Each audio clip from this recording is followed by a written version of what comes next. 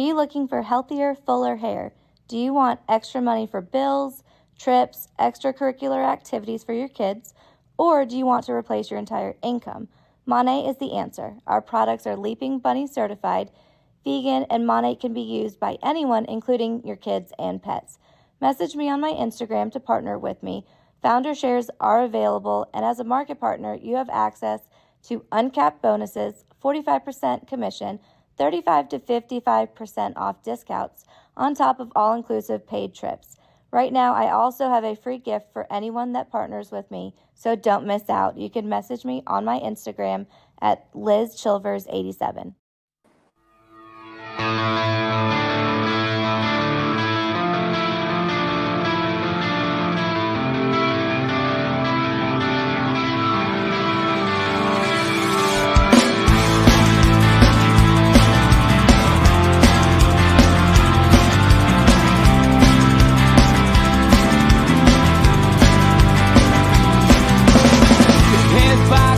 Critics attack. It feels like I've been talking to myself again. But it's the only way you're ever gonna learn. You look back and it's all in the past. I'm dwelling on the thoughts I cannot say to you. If I don't say the words, then maybe it's not true. And it feels alright when they come and say to you,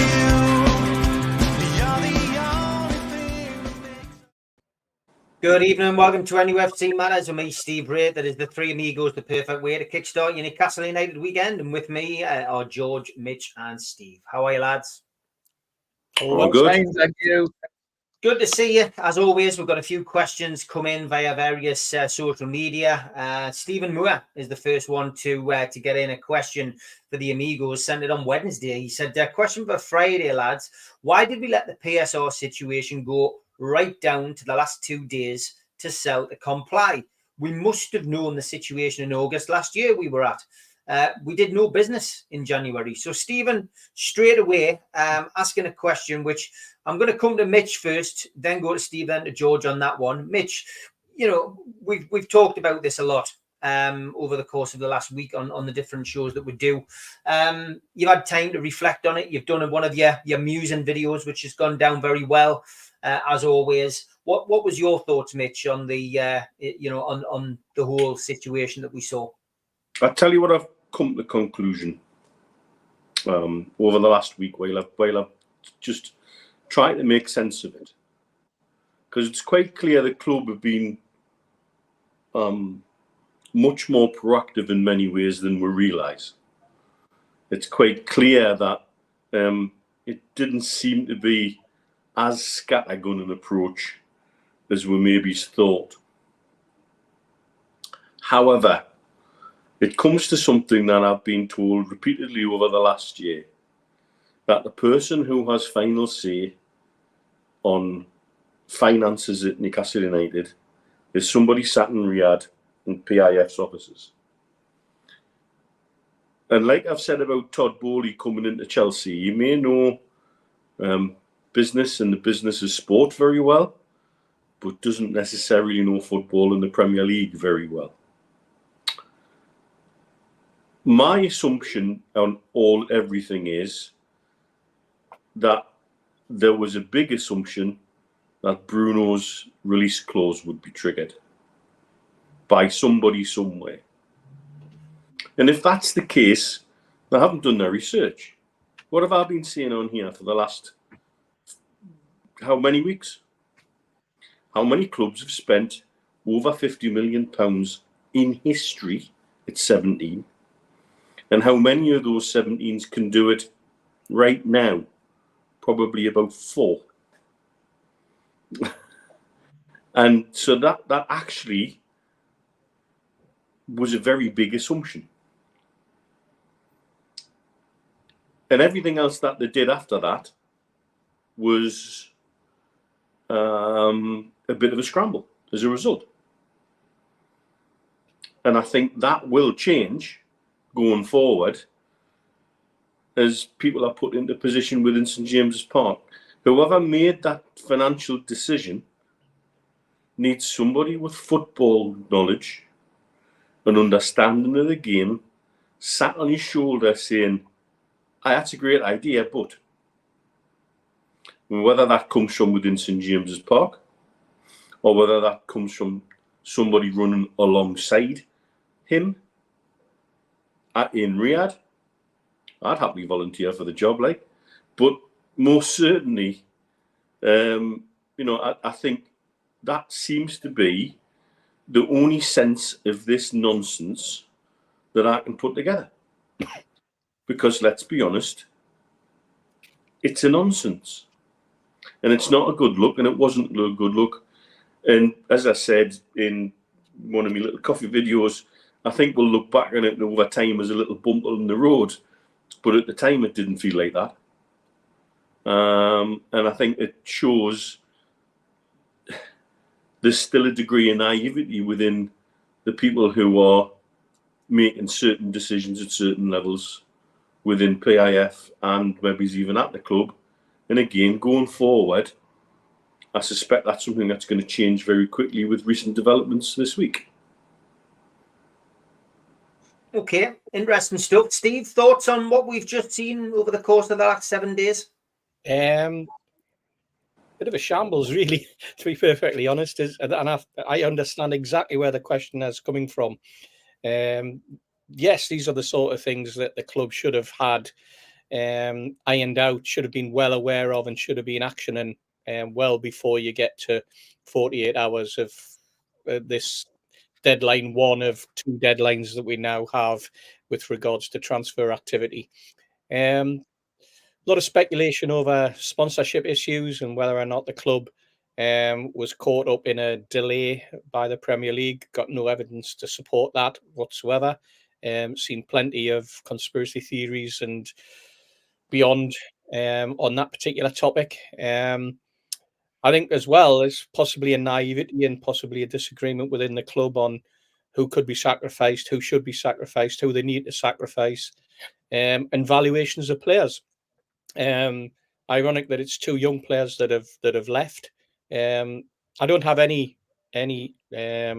sort of handle towards any feeling towards Minte as a loss personally, because I don't have any sort of connection with the player in a black and white shirt because he's never played for us. Elliot Anderson, I think you could look at that and say it's a good move for the player and it's a great move for the club because of the value, 35 million. So on both of those counts, it could be and will be viewed as good business. But Mitch is right; it's not a good look. We've been led to believe that everything's rosy in the garden, everything's ticking along nicely. Perhaps it is. Perhaps they just decided to just take the money. We'll not know. That's the big thing about this PSR situation, is that until the accounts are released, which will be probably in October, November, that's when we'll find out exactly what the club's position was financially and where the holes were. There's been a lot of talk, and I think it's quite... until the Premier League start to charge people, Steve. Well, yeah, exactly. When charges start to come. I mean, it's amazing the number of reporters out there who've got that ear to the ground, who probably had multiple ears to the ground because of the number of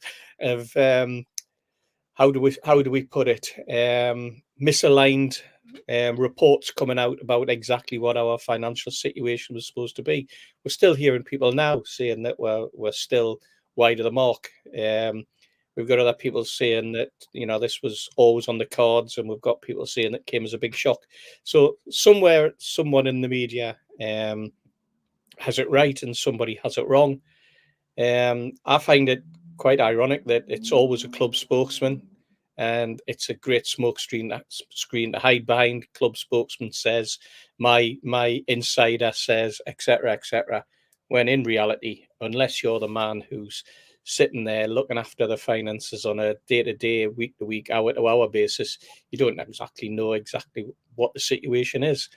It's also interesting that of all the clubs that were doing business up until the end of June, that it was none of the so-called top clubs. It was clubs scrambling below them. It's, the Aston Villas of this world, ourselves, Nottingham Forest, Wolves. They were the clubs that were dallying with allegedly or potentially trying to get their books in order.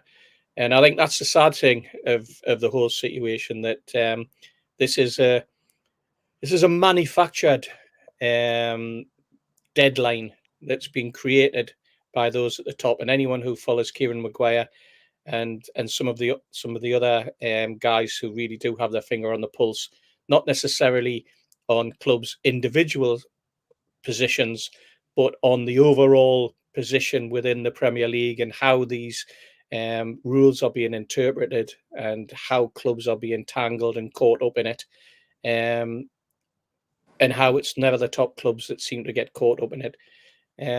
Just makes it, well, it leaves you with a horrible sour taste, to be perfectly honest, Steve. But we're through it. We'll see exactly what the situation is in the coming months. And I think now, hopefully, we're all looking forward to see what other comings and goings there are without that pressure.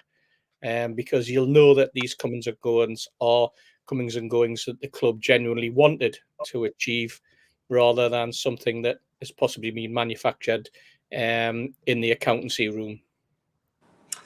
George, been an interesting week. You were very forthright with your opinions as always on Monday, and I think what I gathered certainly from Monday's fans forum was that Newcastle United fans been split down the middle by what's gone on this week. Lots of pro and lots of negative comments about what different people were saying. So yeah, it's been an interesting week. What's your thoughts now that you've had a few days to mull over it? Well, I'm worse now than I was last Monday, to be honest, because I've had time to think about it and time to dig about it. At the end of the day, we knew about, if you want to look at it straight faced, you can go back to the day that Mike Ashley walked out of the building at St James's Park, and that's what he left me with. This is what we're picking up, because he didn't have any revenue from income or anything at all. We started from nothing, and you can have sympathy with them for that. But we've had time to do something about it. We've had time all season. People have been telling me Newcastle United are in trouble with these payments, and we'd leave it to the last 48 minutes.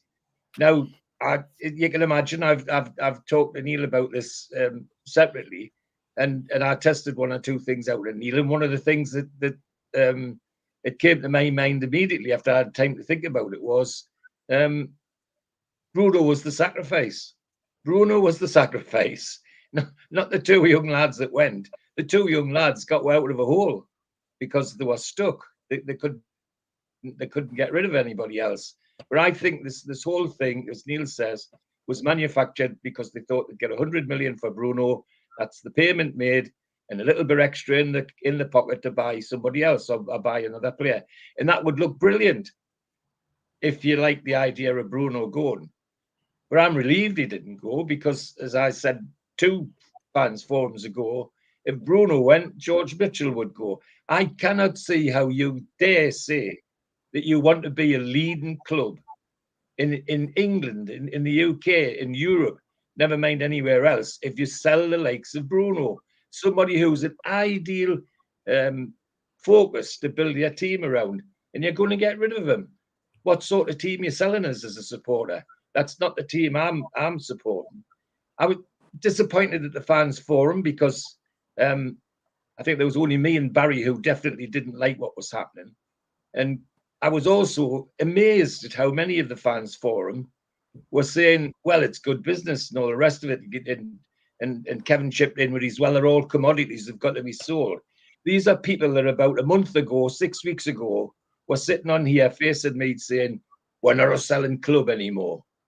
Well, worse than a selling club, we're a bargain basement club now. If you've got a value, we'll sell you, you're gone. And if you're local and you didn't cost anything, you're guaranteed to go because we want the money off you. What sort of a club's that? It's not a club I like. Not a club as a supporter I would like. And the other bit of it is I go to support my team, but I like to go and support my heroes as well. the heroes that 10 years time we might build statues to, like the Bilburns, like the Shearers, like the Joe Harveys, and all of that. But if you're going to be in the business of just selling anybody that's there because you want the value, you're never going to have any heroes. What sort of a football club's that? So apart from calming down, I'm worse in a sense because I'm starting to see a plan that went wrong, and that's why we got stuck scrambling around in the last couple of days of the whole business. So it's not a good look. It doesn't make us look very clever at all. In fact, far from it. It's given those that would do us damage something to smile about and think about, and that gets right up your nose as well. Because I thought we were past all of that, but clearly we're not. If we're going to make decisions like this, we're going to have. There's going to be more to come. As Neil says, maybes we'll look at this as a bump along the road. Well, that depends on how they manage from now on, because any more decisions like this and we're going to be a laughingstock if we go on like this, as far as my view. But as I say, people who last week were saying, yeah, there's good business, all the rest of it, just 2 months ago were saying, oh, we're not a selling club anymore. No, not really. We're a bloody bargain basement club now. If you've got a value, you're out.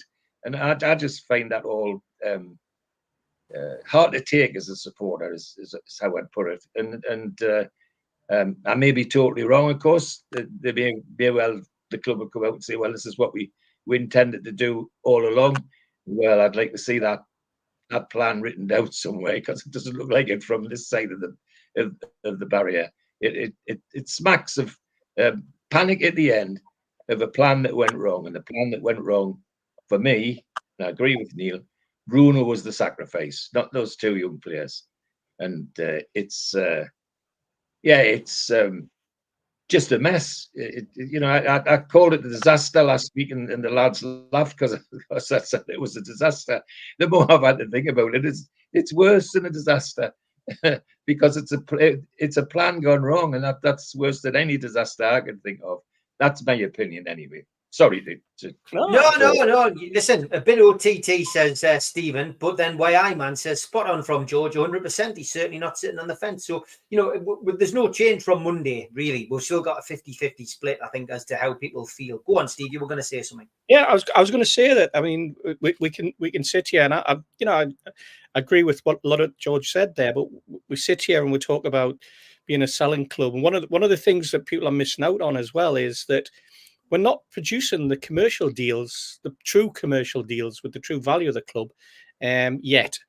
And that's probably a disappointment, because we've got people involved in this football club who, have been here for 24 months now, if not longer, who came with a reputation.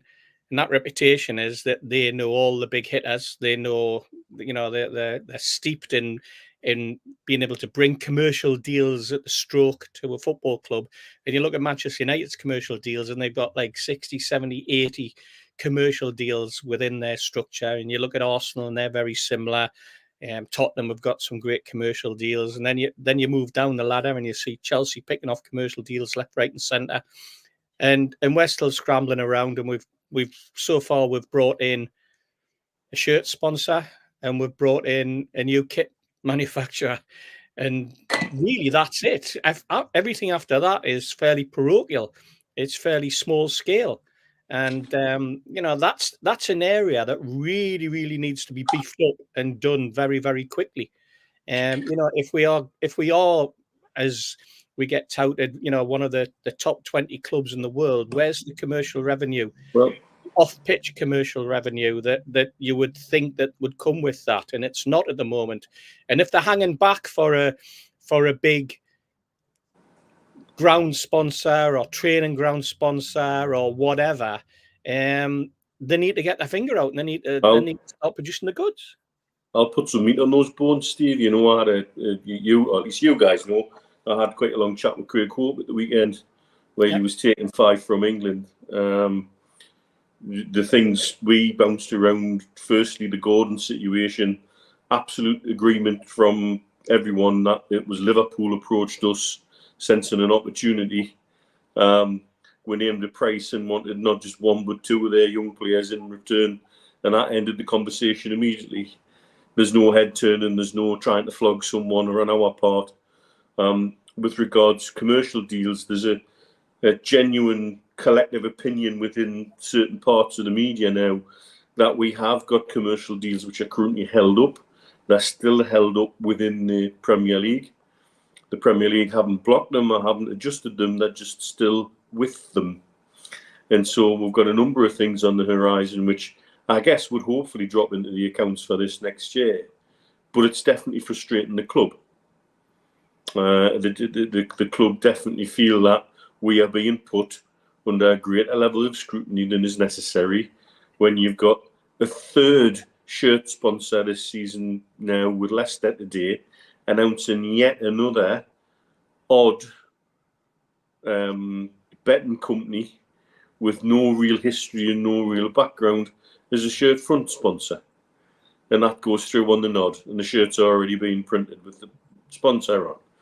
And so I think that is something which is frustrating the club, is holding back announcements.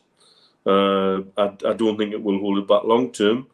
Now, how that reflects on what Man City have been doing behind the scenes, we don't know yet.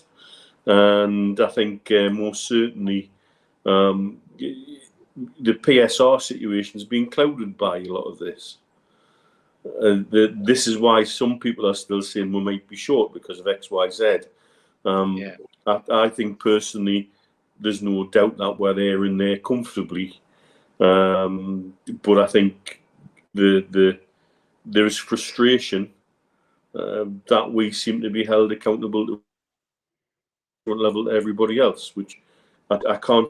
We can see that any neutral. Oh, we're losing Mitch a little bit. But before the show started, he just said that he had a few issues with his internet. I think we've got you back, Mitch. Go on. I don't think you have. No.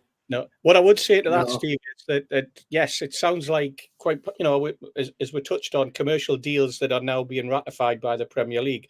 The only commercial deals that the Premier League need to ratify are the ones that you're bringing from your own chicken house. It's not a deal that's come on the normal commercial boundary. It's a deal, obviously, if the Premier League need to look at it, it's because you're doing it with your pals, so very, very easy to produce to get a commercial deal with someone who's already linked to your football club.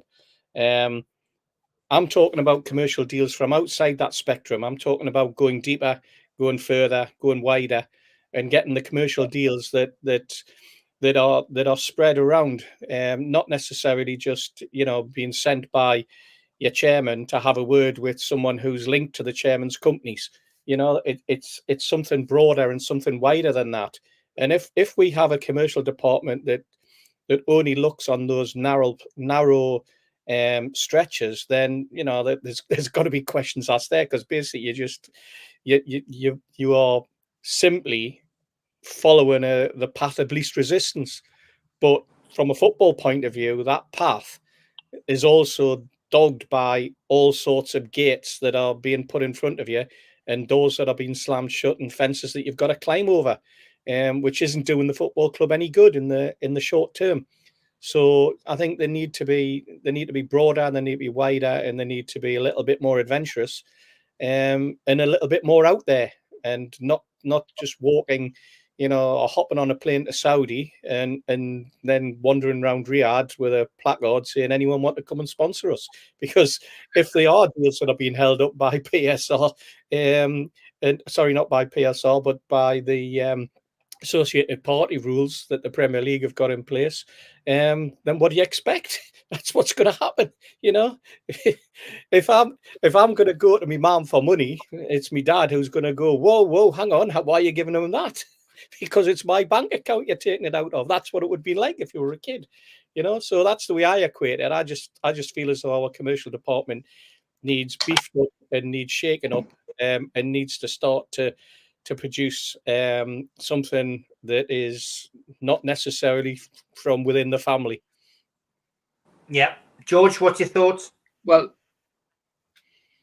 Well, the other thing that bothers me about all of this, it seems to be almost common knowledge that if deals aren't necessarily being held up, they're lying on somebody's desk, not getting done. That's the important thing. And if that's true, it's a scandal. Yet another Premier League scandal of the Premier League's making. Don't forget, lads, I'm still of the view that even this part of the silly rules are part of the Newcastle rules. They're not part of the rules they had for everybody else. They only started talking like this when they thought they could do something which would hold us back. So, and the other side of it is, of course, some of the people now who are up to their necks in it, Aston Villa #1, voted for it. They all were happy, not happy now, and the quicker somebody decides to do something about this globally and within the Premier League, and the whole lot get involved in trying to sort it out, the better. But of course, as you lads often say, the worst thing about football is they look at their own club and they couldn't care less about anybody else. Well, that applies to the Premier League as well, by the sound of it. Apart from the cartel, who think they run the whole thing. So it's just another football mess for me. And you know what? I think it also shows, George. I think it also shows that people who run football clubs, i.e. the people who represent the football clubs at some of these Premier League meetings, when they go there and they have the conversation with the owners or, the chief executives who are in the room at the time and they make a vote, you get the impression that perhaps they don't understand the implications of some of the things they're voting on. Yeah. Agreed. And that to me, shows the quality or lack of in the boardroom with a lot of these football clubs, or certainly the people who represent them when they go to these meetings. Have they been fully briefed? Do they fully understand? Or are these decisions that are made on the cuff? These are all questions that when you're sitting there with a couple of pints and in a bar in Dubai with Neil before England kick off, that we stew around with and throw about, and this is what football's about. This is the great conversation piece. But we used to talk about formations, and we used to talk about performances and poor performances, and whether people justify having a position in the squad or in the team, and what changes should be made because of injuries or poor form. Now we talk about financial stuff, and it's crazy, isn't it? But what it's good is we're also showing in some of the comments that are coming in, how it affects most of us, but we have opinions, and that's great, and it keeps and generates and keeps the conversation going. But it also, I enjoy it when I see other people's comments coming up, because it gives me a different slant perhaps, and something that I hadn't thought about. And maybe it also shows that sometimes when I'm sitting with Neil or Stu or some of the other lads, that my conversation piece is probably not as strong as I originally thought. Maybe it was just a half a dozen pints that I'd had that made it sound good. Well, there's nothing new in it, as in football. It never is. Ivor Broadus, who was our inside forward, threw away his international career because he did dare to come home and criticise the selectors, and he labelled them the Blazers. Well, who were the Blazers? The chairman of various football clubs. They were the selectors, not some football person. It was these directors who sat on boards of clubs for the kudos to get a ticket to sit next to the Queen. And Ivor Broadus called them the Blazers. Well, the Blazers are still there by the look of it, because they haven't a bloody clue about football, that's for sure. Interesting stuff, as always. Got plenty to get through. Questions coming in. We've got one more question to take off somebody as well who sent a question in on X. And as always, plenty to get through.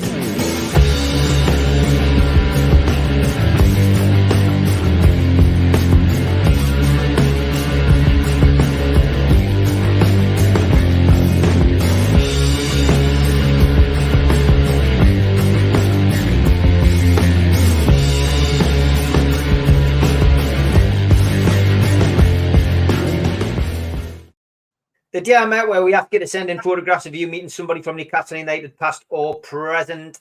John, thank you for this one. 2nd of October, 1983. My Aunt Dorothy on her way back home via Orly Airport and two blokes of whom had a pint, I reckon. Keegan and Terry Mack. Thank you for that one, John. Great photo. And this one was from Alan Little. Morning, Steve. Hope you're well. One for the day I met. I was David's postman in Dinnington, mid-90s. Smashing bloke, as you know. I went back to his house on a snowy Christmas Eve, and I got this photo taken. Brilliant stuff. Two wonderful photos. If you've got one and you want to share it with us on nufc matters, and can go to the Facebook group or go to the Facebook page, stick them on there, or send them to me on Twitter. But thanks for them. Yeah, go on, George. Well, just to say, isn't it typical of people like David Ginola that he would actually stand like that and do that photograph for his postman? I think that's lovely. That's as nice as the thing itself. How many modern players would do that? I'm not sure nowadays, especially at that time of the year. And the good thing about it is it gets us a chance to play this music.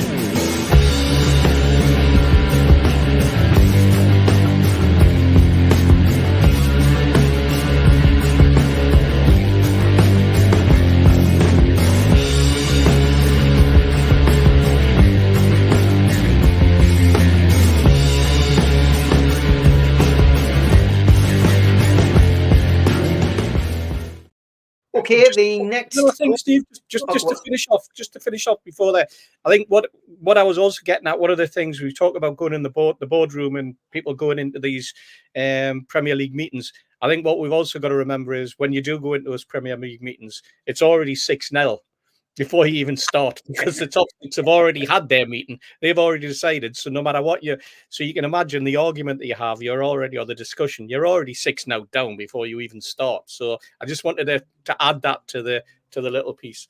Yeah, good point. Good point. Well made by all three of you, as always. Neil, good evening, mate. Casper on X, he said, we'll be watching the show a bit later, but question for Mitch. Has he heard anything about the two academy directors from Chelsea coming in? Nothing. I do find the timing of their leaving the Chelsea interesting. Whether that's got any connection to Newcastle United or not, I don't know. Genuinely don't know.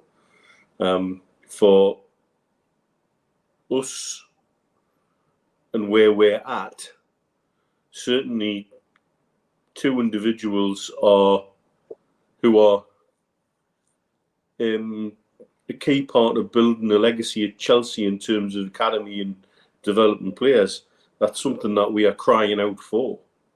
So I can see why people are very quick to put 2 and 2 together, but you might as well be making 500 with that.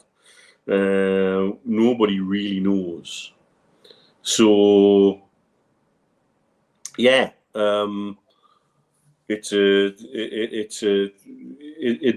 I can't answer it. Would I like them involved? Yes, given their track record. I think what we're building, they'd certainly add something to the back room that we don't have. I guess the person who really knows would be Paul Mitchell. Be interesting to see. Great signings in the women's team. I wonder if Mitchell's behind them. Give him a chance to get his feet under the table. Well, one thing I will add on to that, if you remember when we were talking about Kelly and Tosson coming in, and I'd been told by somebody they were aware of 3 contracts being prepared, I made the assumption the contracts were all for players. I found out today the 3rd contract was Mitchell's. That's how long that's been in the pipeline. And you know what I would add to that, to the whole Chelsea academy scenario and the strangeness of the 2 guys leaving. I wonder if it's anything to do with the fact that those guys and the clubs probably had a little bit of a chin wag with them, and perhaps they weren't feeling comfortable with the fact that the players that they're dealing with immediately get farmed out, they immediately get put onto the conveyor belt, and the vast majority of those players end up getting sold. So I wonder whether life at Chelsea is becoming that little bit more difficult at the academy. I wonder if it's more difficult to attract young players, because those young players know that they're going to spend very, very little time actually with Chelsea. They're going to be farmed off all around Europe. They're going to then, when they come back, find themselves playing in the Championship or League One. They're then going to come back. They're then going to be farmed out back over to higher up clubs in Europe, and then they're going to be sold. And we've seen the situation already. The likes of Matson, who thought he was going to be breaking into the Chelsea first team, immediately got sent overseas, went to Dortmund. It was supposed to be something that was going to be of benefit to him and his career. Wanted to come back, and before you know it, he's £35 million and he's sold to Villa. So I think it could well be that sometimes working at a successful academy that is basically a farm, and we've seen it. Manchester United, Man City to a certain extent, and Chelsea, they're probably the big three. Sometimes it can work financially, and again, we're going back to money, aren't we? We're going back to talent, but it works financially. But to the detriment of the young players that feel as though they wanted to have an opportunity at Chelsea Football Club when they signed, but basically you're going to train with Chelsea, you're going to be involved with Chelsea, so we can then sell you at a profit to somebody else in the future, and you'll never know who they are. So I think that could well have had something to do with the movement of people from academies like that. When people fall out or when people have disagreements like that, they part their ways. But these guys have gone as a partnership. I wonder if they'll remain as a partnership or whether the partnership will split. It's interesting times. Certainly all. Michael says this, George, I'm going to come to you for this one first. He says, do the lads think that the last 7 days have been the most important for the club since the takeover? Oh, gosh. It's been some of the most revealing to me as a supporter. I wouldn't say important. I'm hoping there's much more important weeks to go. But they've been revealing to me in a sense that because of the expected silence of the club, I wouldn't expect them to talk openly about all of these things. But it shows, for me as a supporter, it's important in the sense that I'm not supporting the club I thought I was supporting. That's the problem. And it just about the fact that suddenly going from the notion that we're not going to be a selling club, that everybody's got a value, and that's a whole different ball game. And the impact that has on Steve's say it right about saying people at Chelsea thinking of going to Chelsea see this production line going on and don't like it. Well, I suspect that there'll be a lot of young people out there, especially local ones, that'll be looking at Elliot Anderson's situation and saying, well, hold on, do I really want to do that? Maybe Bobby Clark did the right thing and jumped before he was pushed. It's so not the most important, but in some ways most revealing in a sense that I'm seeing the side of the new owners that I didn't expect. But I suspect that'll change when somebody, as Dean so eloquently put it, as somebody with a football head on sits alongside somebody in Saudi Arabia and starts to get these decisions into a football sense rather than just a financial sense. And I'll feel a lot more comfortable then. But I don't think it's the most important, but it's certainly a most revealing 7 days. Okay, Mitch, what's your thoughts? I think we'll know the answer to that at the end of this season. Mm-hmm. That's simple. Okay, simple as that. Steve? I think it's been the most testing, and probably the test part being trust. I think that's an aspect, and I think that comes. The test part comes from the very fact that when in January, when Darren Eales said that there were going to be sales, I don't think anyone would have anticipated the player, the established Premier League player, squad player who had broken into the squad, leaving would be Elliot Anderson. I think people were looking much higher up the food chain, if you like, but it's a sign of the times that I was one of the ones who criticised the statement. I don't think the statement that Eales put out was any good. I wonder, looking back, whether or not it was a trigger statement. I personally thought it was a mistake. Would we have been better if Eales hadn't have said what he said, and we had this thrust upon us because of the silence? You know, would we have felt any harsher or any better if we hadn't have heard Eales making the utterance, or was it a way of bringing us down slowly? It's interesting, but I think it's probably been the most testing times in terms of how the fan base have reacted, and it certainly has split the fan base 50-50 because of the players that left. You know, a lot of people were looking forward to, you know, I mean, DME, social media or anything to go by, how many people had Minty in the first team back in May. You know, now he's never worn a black and white shirt. He's gone. We've made £33 million from him. But people had him. They had him lined up. People were replacing him. People were, you know, sell Barnes, bring Minty, get rid of Almiron, bring Minty in. You know, this was the source of much conversation. And now the players are gone. And as I say, Anderson, Elliot, that's what happens when you let your brother on Love Island, mate. You know, the publicity comes in and people start to recognise who you are, and before you know it, you're nabbed. Yeah, it's an interesting question, interesting stuff. It's been an interesting week. Alistair, I have just got the survey for the away tickets. We haven't mentioned it. I'm just having a quick look at it there now as you mentioned it, because it was an email that came in. So interesting to see, mate. Yeah, every season ticket holder will get one. So I think that will be that'll be an interesting thing for maybe to discuss on Sunday with the professionals. Jacob says, I'm not sure if you've spoken about this already, but Lewis Miley broken his foot by running around.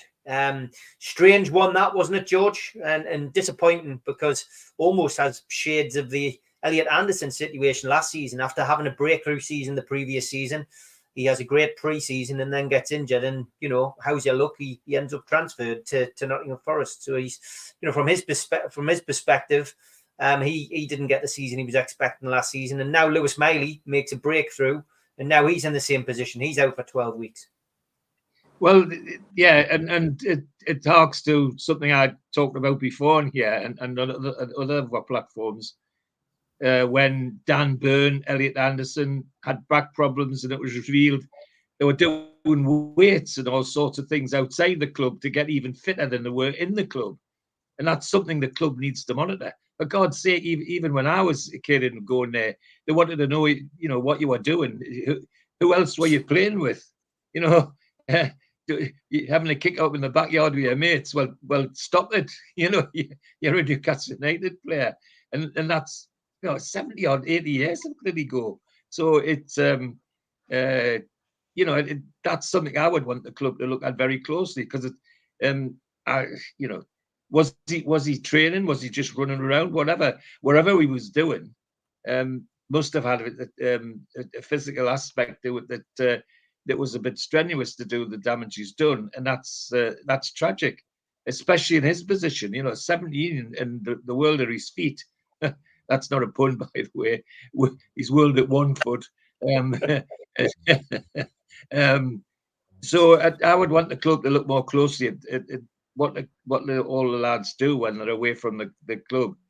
Yes, admire them for wanting to get an extra yard or so, and certainly that's something that Lewis Miley needs to do if he wants to be a great player. Getting an extra yard of pace or something like that, but have it structured, have it in a structured way, and get them to keep a log of what they're doing. That was the simple one that was around when I was there, that lads were asked to jot down, you know, what they were doing. So especially if they were doing things like weights. So it's a mess for the lad, but it's in my view it's a preventable mess if people approach it in a methodical manner, and it's just one of those things. But it's a sad thing nevertheless, because the implications, if there's something serious wrong with his foot, could go well beyond the 12 weeks that he's injured. And I'd want the club to start to look at what the lads are doing when they're not at St James's Park or at Benton when they're training. Yeah, Mitch, disappointing, for Miley, but disappointing for us as supporters because, obviously he was a valuable part of the squad last season when injuries had hit us in a bizarre way. Frustrating, but rather now than 2 weeks into the season. Mm-hmm. I think if it's going to happen, now's the best time for it to happen. I think I'll suspect it's probably better to pass you straight on to Steve, given the conversation Steve and his brother and I have had this week about Miley and his gait and his lack of pace and the lack of change of pace he seems to have. And I think it's all connected. I think it's all connected to his footwear and his gait. But Steve, you pick up on this one because I think it's probably worth letting everybody in on a conversation that we've had away from here. Yeah, absolutely. I mean, the first thing to say was that the lad is 17-year-old and he's still growing, and that we forget that. And he did seem to already have a growth spurt height-wise, but he does have an ungainly sort of stance to him. The mechanics don't seem right sometimes when you get youngsters coming in, and that it's that you see a lot of youngsters. You got the lower center of gravity, they move around and gracefully, etc. Miley doesn't seem to be that, and he doesn't seem to have that instant acceleration. And whether that's something that he was trying to work on or whatever. But the first point we were talking about was, well, hang on, what sort of running was he doing? I mean, is this a throwback to the days of when I used to bump into Lee Clark running along Chilly Road under the guidance of Stevie Black? Or are we talking, 30 years on and we're still doing that sort of thing? Players either off their own bat or with their own personal trainers. When I then question, well, at what point would a professional footballer ever play football on concrete? Pitches might be hard, but they're not pavements. So that was the first thing. You then move from one surface to a different surface, and again that can have a detrimental effect on your body work and your movement and your jarring of your joints, etc. But that was the sort of area that we were looking at and we were talking about. Wow. And it's just one of those things that you then start to question the whole aspect of a young player out there. Are we talking about, and I've seen reports, reporters saying it happened at the training ground and it was just one of those freak accidents. I've only seen one reporter say that, by the way. Yet I've seen photographs of other players at the training ground going through various training activities together. I didn't see anything of Miley doing that. Then all of a sudden he's injured, allegedly in training. So that sort of did make me think that this possibly was something that he was doing to just get his own fitness going and such like.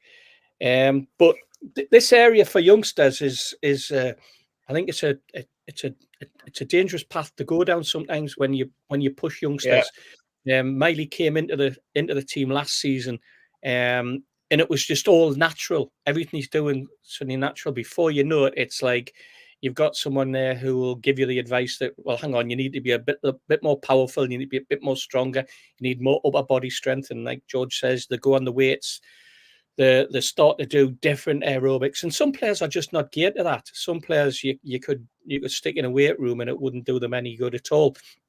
There used to be players where they would say, you're far better at doing aerobics than you are doing anything else because your natural game isn't what we're looking for in terms of that sort of power. You can get the power from different areas. You can be just as powerful being light and fast as you can be carrying the sort of bulk of a Joe Linton, for example.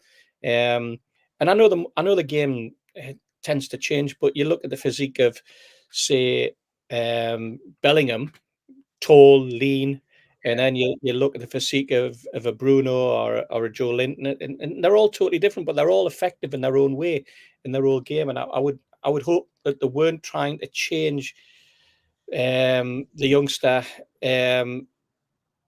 physically try and fit him into a mould of a type of player. I think it would be far better if we'd seen a footballer who was just going to really sort of mature at his own speed and his own time, with the ability that he's got coming to the fore, rather than somebody saying, well, you need to be a stone lighter, but you need to carry, another 20% of muscle base or something like that. So these are all the little things and that we've sort of mulled over the last few sort of days since we heard about Miley, and a little bit beyond.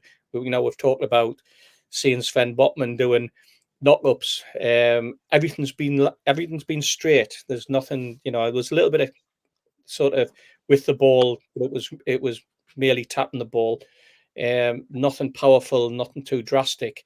And you've got to be very, very careful. And you'd hope that the physios are capable of holding back a player sometimes when they've had an injury, rather than the player being allowed to push himself. And I know we've had this before. We had it last season when people said, well, and Botman was the one, wasn't it? Well, Botman knows his own body better than others. Well, he only knew it to a certain extent before it eventually went. Botman has had a different type of operation to the one Lascelles has had. Botman's had a patella transplant where they take a little bit of the bone and they knit the bone across. And that's done in Europe because it's supposed to allow the player to come back faster and quicker. The Lascelles has had an injury where what they've done is they've taken a ligament and turned it into a tendon, and they do a little bit of manipulation of that when they remove it and then twist it and turn it and tighten it and then put it in. But then that has to graft, and the reason they've done it slightly different with Botman is A, with the injury, and B, the graft can take a lot quicker. But it's just a lot of it's down to how severe the tear is and this type of thing. So again, that's aspects of where two players have had the same injury but get treated in different ways. But getting back to Miley, you would hope that he was under some sort of supervision, and you would hope that the injury isn't something that's going to be anything longer than the 12 weeks they're anticipating, although he hasn't even gone for the operation yet. I did a similar thing with my foot, but it was switching from grass to playing on a ridiculously hard, crappy 3G pitch. And once it had gone, and you just couldn't walk on it. So I would imagine the lads, not only in being in an awful lot of pain, but in an awful lot of frustration that'll build up, because with Elliot Anderson going, this could have been quite a good start the season for Miley. So for me, I think one of the parts of the decision to allow Anderson to go was he was effectively behind Miley in the queue. Yeah. I think, and you see people quibbling about the fee. Well, he's gone for around about what we paid for Hall, having played more Premier League games, having played in the Champions League, having, really, much more in terms of appearances. So you cannot question the fee one little bit. And I think that's clear. And I think it is unfortunate for Miley, because in pecking order terms now, there's an opportunity for someone, be that somebody coming in or be that young Harrison coming up. It's interesting times. Are we being negative, lads? Because I mean, look, I know Yano was just having a joke in the chat, but there is a couple of people who said, "How lads, things are better." There he is, Jason Elliott. Guys, you need to cheer up tonight. Loads to be happy about. What happened to trust the process? I got told to stop saying it. Yeah. Mm-hmm. Yeah, absolutely. Are we being? I mean, I don't think we're being. I'm just doing what I was told. I was told to stop saying it.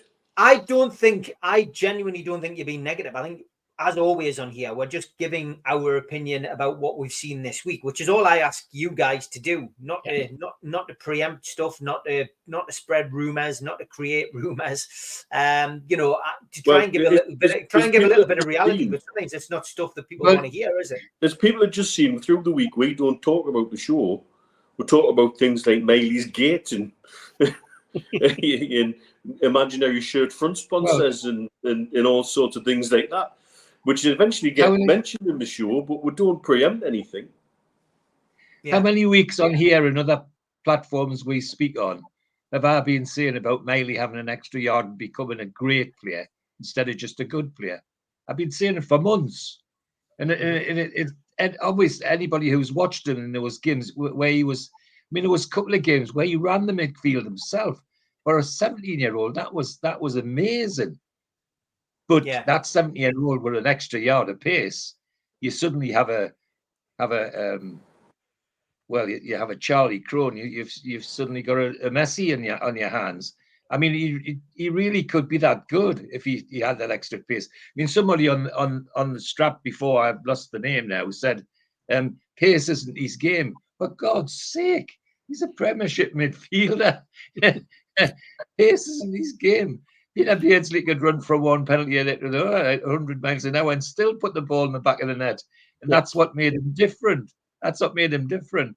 And as regards the other things they're doing, and somebody said about the Spanish players, some of them looking like they're muscle bound because they're all six pack and all the rest of it.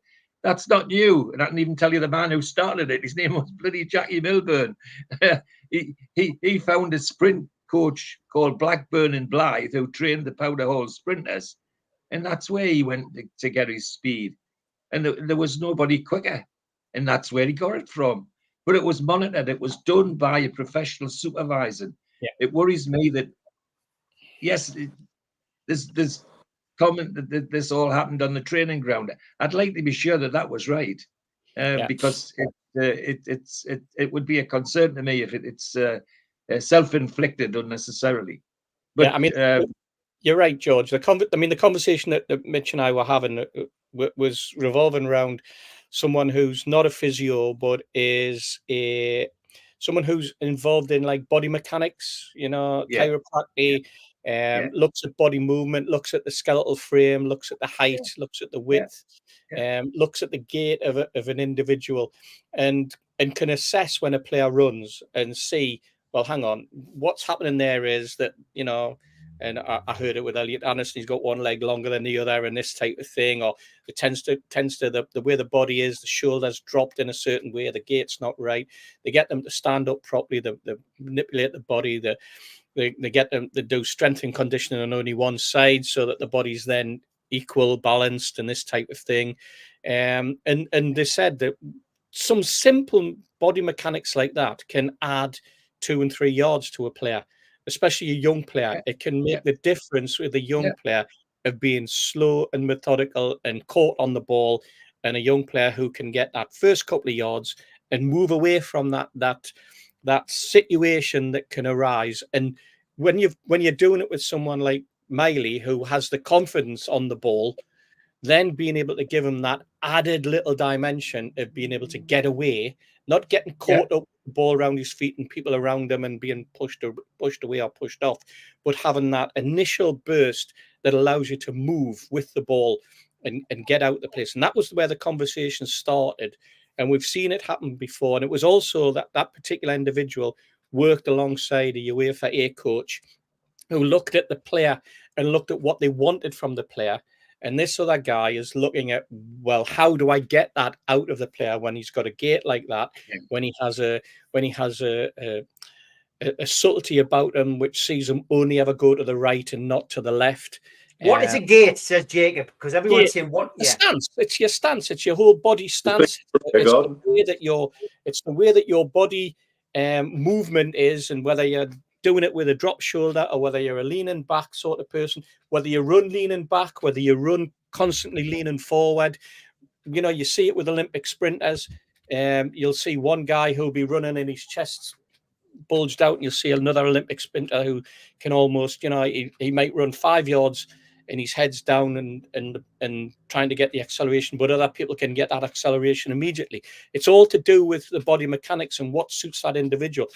Not every fit person is identical in how they can get that burst of speed or that energy or whatever. And when you're looking for that extra 1%, and we talk about this 1% and about the guy who's gone to Man United, you know, who used to look after the cyclist, and he used to talk about the 1% that 1% can make a massive difference to an individual in their performance, and that's all you're looking for sometimes. And so when you've got someone who can look at the body movement and the body mechanics of somebody and can spot a fault and something that can put right and do it very, very simply and very easily, with the buy-in of the individual athlete, then it can move that player on into a total different stratosphere in terms of what he can do. But sometimes you've got to remember that, you know, some people take short steps when they run. Some people take a longer step when they run. Some people look ridiculous when they run. Some people run and their elbows are flying all over the place. And other people, it's the chump, chump, chump, you know, like a traction engine.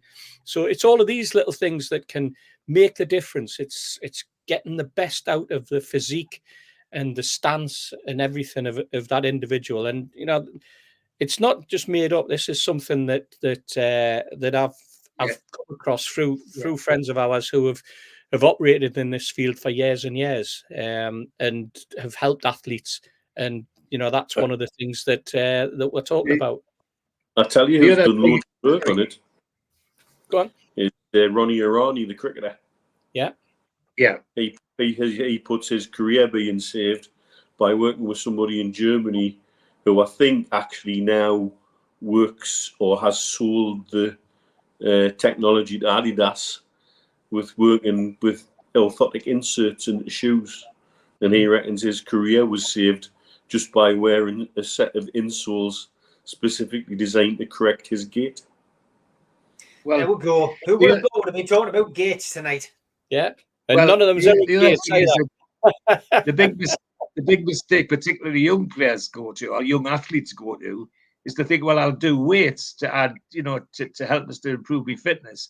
And the trouble is, for some people, as soon as you start lifting weights, yes, you get the bulk up here, but it does damage down there, and your pace disappears, and you've got to get the pace back again. So it needs to be done very, very almost scientifically if you're going to get it right, and can't be done haphazardly, which is why I go back to saying that they need somebody who watches what they're doing all the time effectively. And I do know that some of the players that even that I played with were encouraged by certain coaches to keep a log of what they did, and you know, away from St James's Park, not just at St James's Park. I tell you what, we might be being accused of negative, but you can guarantee this is the only podcast where we've talked about physical gait of a footballer this week. Gates, not on the fence, Steve, says David. Good one. We're halfway through the show. As always, thanks for your support. 700 watching in tonight, even with the Spain-Germany game on. Never take that for granted. Thank you very much for tuning in. If you are watching, thank you. If you are watching on X tonight, then please take your time to open another window on your computer. Go to nufc matters on YouTube and hit the subscribe button. It does do us a big favour. We still do 7 shows a week. Okay, the ads are on next. Back after this. A big thanks to all our sponsors, Skips and Bins. You can find their website at skipsandbins.com. Contact us, www.skipsandbins.com/contact. Say hello to low-cost waste disposal with pay-as-you-go and contract waste management. A big thanks to Mr. Vicky's Sauces, handmade in Cumbria. Their website, mrvickies.co.uk. Email info@mrvickies.co.uk. Telephone 01768 210 102. Thanks to United Group Travel. They are the Travel and Tourism Award winners in 2024. Their website, www.unitedgrouptravel.com. Email beverly.ugtl@gmail.com or telephone 01670 632 460 or mobile 0791 666 4174. Just £30 per person deposit. There are no strangers on our tours, just friends you haven't met yet. A big thanks to Media Arts. You can find them at www.media-arts.co.uk. And don't forget, we are a podcast. You can find us on iTunes or Spotify or other podcast providers. If you want to help the channel grow, then hit the like button, the little thumb underneath the video, click share and share to your social media, or join the channel for as little as $1.99 a month. If you want to take out a one-off payment membership, go to nufcmatters.com and hit membership. And for a £25 fee, you get a scarf, a cup, a pen, and a membership card. You can also put a smartphone over the top of this QR code. It'll take you straight there. And don't forget, we also help the food bank on this channel. nufcfansfoodbank.co.uk is a website where you can make a virtual donation today. And Paulo says, guys, great show as always. If we didn't have PSR problems in the Big Six cartel, do you think the outcome of this week's antics would be more positive for the club? I still trust the process. I guess, you know, it would be nice to think so, but we've done enough on that, I think, for tonight. I don't want to upset the people in the chat. Let's talk Anthony Gordon. Jacob Hall, good evening, mate. He says, hope you're well. Do you reckon Gordon will finally get to start a game for England tomorrow, or do you think he'll just get a 5-minute run at the end? George, Anthony Gordon, a little bit frustrating for him, I guess, you know, with regards to the Euros and England. And Gaz has also pitched in saying, what about the rumours that Liverpool are ready to offer 100 million for Gordon? Surely they don't have that kind of money. But yeah, and Peter Dillon says, what's everyone's thoughts on Gordon? Head being in a mess. Think there's truth to him being open to joining his boyhood club, but still thinks he loves playing for Newcastle. So a little bit of Gordon interest tonight in the chat. George, give us an overview of those three questions. Well, the fact is that we've got on our hands a really talented, dangerous young player who will be a dangerous young player for the next decade if we look after him very carefully. And I think Neil said it before. I think Liverpool saw a chance when there was all this kerfuffle going about our shortfall in PSR and all that sort of thing. But we're told very smartly to forget about it, and our demands just frightened them to death. And I think that's right. Frustrating. God, yes, it's been frustrating to see the dross that's been happening on the pitch with Gordon and the lad from Chelsea sitting on the bench, warming the bench for nearly 3 whole games before they got even 2 minutes on the field. Well, the Chelsea lad got about 20 minutes and Gordon got about 5. And then demonstrated in those 5 minutes, he was far more dangerous than the other lot had been for 85 minutes. That's how frustrating it was. So I think he did himself no favors, though, when in his interview he had admitted to the commentator that, yeah, we were rubbish, and we do have to play better. I'm not sure how Mr. Southgate would like that, but never mind. That's what that's what you get. He's just an honest player, honest lad who loves his football, and we've got to nurture Anthony Gordon to be one of the leaders of the future, because he's got that within him. His ability to make chances, score goals from either side of the pitch is immeasurable. There aren't many people around that can do that, and we've got one that has. So we've got to keep him happy and keep him warm and do what we can to him. But it doesn't surprise me that people came sniffing when you see. Why wouldn't they come sniffing if the rumours are that we're prepared to sell bloody Bruno? Well, we may be prepared to sell Gordon as well, and that's the sort of clickbait that some of the commentators and some supporters on other platforms love. That kind of rumor and cross rumor and all the rest of it. So, yes, very frustrating. He must be enormously frustrated sitting watching what's been going on for the last few games and not be able to influence it when knowing full well himself, I suspect, that given the opportunity, he could influence it. And that I hope Southgate does rattle his head a little bit and think about changing the formation. But guess what? I got a feeling he won't, because I think he's in the dugout with his feet stuck well in his shoes, saying, they're not going to tell me what to do. I'm I run this team. I think that's where he is, because otherwise, why hasn't he reacted to some of this criticism from seasoned professionals who have been commenting as well? So, yeah, frustrating for me, frustrating for everybody, but must be hellish frustrating for Anthony Gordon. 1-0 to Spain, 51 minutes played, and it's a goal for the Spaniards. Germans still got plenty of time to get back into it. And as you can see on the screen there as well, Newcastle United's fixtures that have been selected for TV coverage. Southampton at home, first game. Let's have a look. Let me get myself onto here. Newcastle have 4 alterations to their opening 6 Premier League games. So the first game against Southampton is 3 o'clock on the Saturday. The Sunday, Bournemouth away is a 2 o'clock kickoff. And that's televised by Sky. September the 1st, our home game against Spurs, kickoff to be confirmed, but that has been selected by Sky, so it's on the Sunday now. And Wolves away, Sunday the 15th, is on Sky, 4:30 kickoff. Fulham away, no change, Saturday the 21st. And Saturday the 28th, Manchester City at home, 12:30. That one's on TNT. So 4 games already on Sky. Newcastle still a big draw on television. And Mark Byers just wants to thank Stu Penman for getting him a private video message from a Boston Celtics superstar today, where Scotland fail, Stu delivers. Steve, just your thoughts on the Anthony Gordon questions that we had before we go to Tweet of the Week.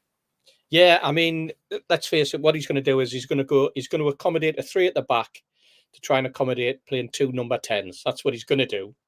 That's not what he should be doing, but that's what he's going to do. I don't think Gordon stands a chance of being on the team sheet as a starter, which is absolutely ridiculous. Gordon brings you the balance that you need on that left-hand side, especially if you've got Trippier playing on the left as a left fullback. And even if you didn't have Trippier and you had someone like Luke Shaw, if he was fit, available and playing in that position again, we're talking there about a player who is never played for 6 months, and they were expecting to run up and down the line. He would need an Anthony Gordon in front of him just to protect him, if nothing else, and to give him the support. Gordon does all that and more. England's team is not balanced. It doesn't have the balance to it. And he's again been caught up in this, I'll not say square pegs in round holes situation, but I do genuinely think we're into that sort of mindset of the Steven Gerrard, Lampard, can they play together situation, which is quite disappointing, because I thought that we'd moved on from that type of thing.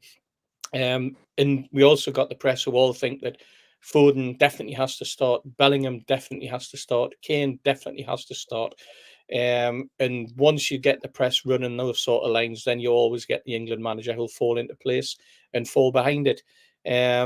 It's ridiculous. We're talking also about a bloke who, at one point he was playing Saka as left back, and then he played Eze as left back.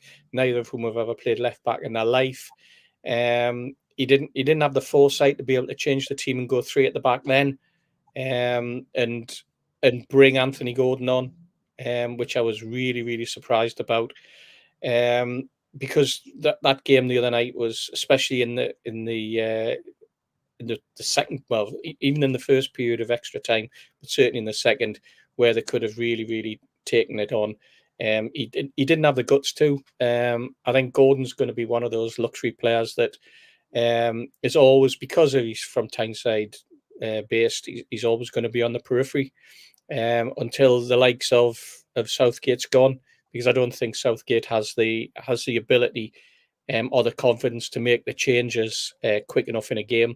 It's something that I criticised Eddie Howe about, actually, in the not too distant past, about his substitutions. But I think with Southgate, it's 10 times worse, to be perfectly honest.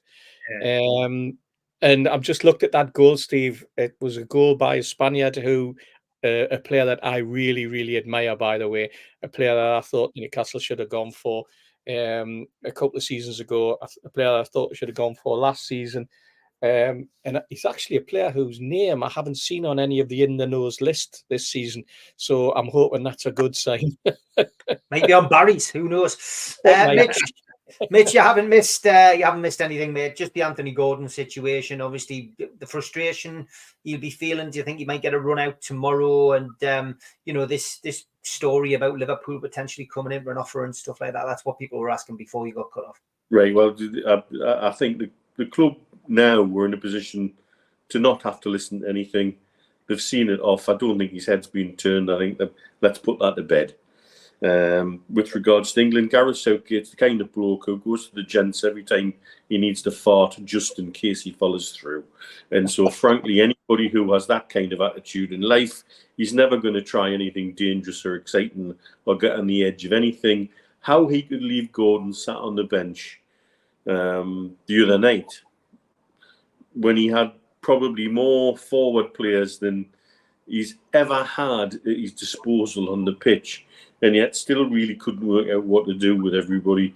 The players dug him out of the shit in spite of themselves, for me. How he could have left him and Palmer sat on the bench as long as he did against Slovenia. And the first thing he did was pin the fullback back, which was what was needed from the half-time mark. Yeah. And to see that being done on the 87th minute was really galling. And if Southgate can't see the weapon at his disposal, I don't see how he can force his way in. Unfortunately, I think he'd have to be doing sort of Maradona-esque things on the training ground to even enter into Southgate's thinking. I think really, really, really frustrating for Gordon as well, and very unfair given the season he's had.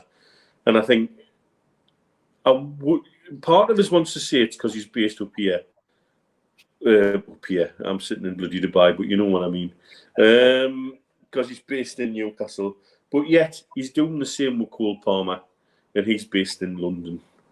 And when I sat and saw at one point in one of the games, Gordon and Palmer sat on the bench twiddling their thumbs, and there's 50-plus goal involvements in terms of goals and assists in the Premier League this season. The game was crying out for that.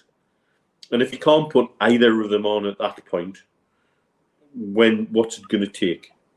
Is it going to take an outbreak of Ebola on the training ground? You know, it really makes me wonder what's going on. His squad selection's been under fire for a number of reasons. We still have a left back that was taken, the only left-footed left back, unavailable. Now, how are players going to feel if he's suddenly available for a final if we get to it, and he waltzes straight into the team? Though, to be honest with you, haven't seen pictures of him on the training ground. He's currently making me look like a poster boy for Ozempic. So I don't think that's going to happen either. I mean, Mitch, you and I watched the match on Sunday together with, 25, 30 lads and lasses, some from the northeast, but some from, all over the UK. We've got a mix. Some of the Chelsea lads there, yeah. Yeah, and what we also had was almost unanimous clamour for Anthony Gordon to be brought on. Yeah, everybody in the bar could see it. Even some of the locals, some of the Indian lads that were sitting at the table outside were questioning us.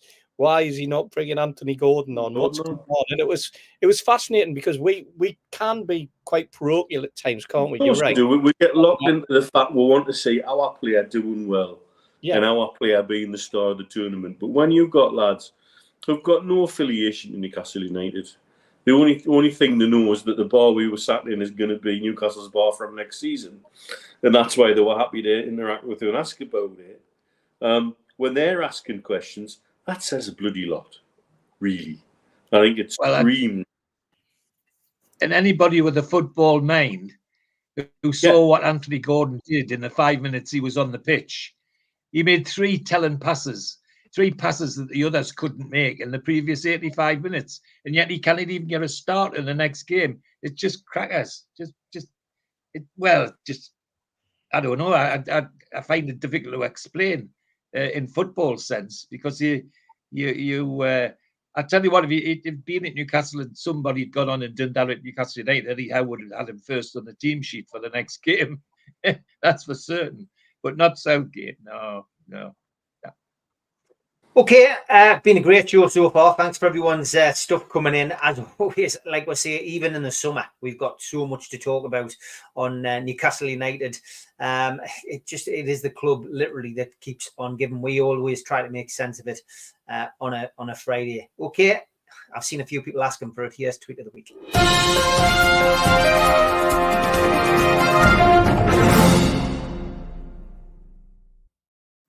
They are varied. Lots of stuff coming in this week. And this one, thank you for from Stu. To whoever told me to leave my car at the pub and take the bus, turns out I was in no fit state to drive that either. Oh, And this one, scientists invent bracelet that gives electric shock every time a person curses. Here's me in traffic. yes. And this one, my friend Joe recently went on the Dolly Parton diet. How did it work? It really made me Jolene, Jolene, Jolene, Jolene. Oh, fantastic. People do like to get me singing on here. My wife called to tell me that she saw a fox on the way to work. I asked her how she knew it was on its way to work. She hung up on me. Yeah. And looking for a small van diesel. £500, and Dan Aaron Fox was quick in with that one. And somebody sent us this. I thought it was wonderful. That. Thank you for sending that over. Somebody found it, and I do think I've seen it before, but they do know that I like the old pictures. And that was the winners of the English Cup, obviously known as the FA Cup now, 1910. Note the dog underneath there, right at the bottom. It's rumours that was Steve Hasty. Definitely not Steve. No, wrong date. If I only had, you know the thing. Yes, I think we've all seen Joe Biden. He's not going through the greatest of times, is he? Dog owners experience the feeling of being a priest by saying the body of Christ every time you hand your mutt a dog biscuit.